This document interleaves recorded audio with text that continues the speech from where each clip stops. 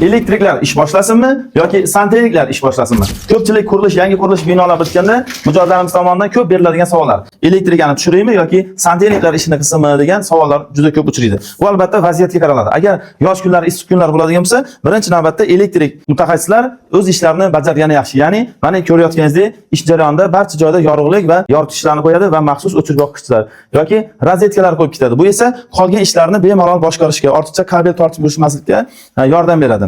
Va ko'rayotganingizdek, barcha joyda mana ulab kabellarni o'z o'rnida yoqib ishlatib berib ketadi. Agar mavsumga ham qaraladi.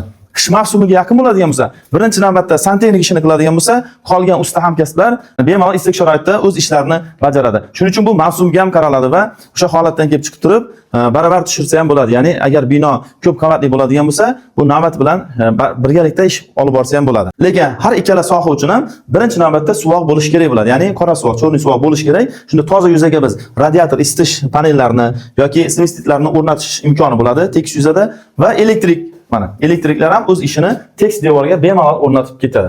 Bu esa keyinchalik ishni chiroyli chiqishini ham ta'minlaydi. Bundan foydali ma'lumotlarni o'tkazib yubormaslik uchun sahifalarimizga obuna bo'ling.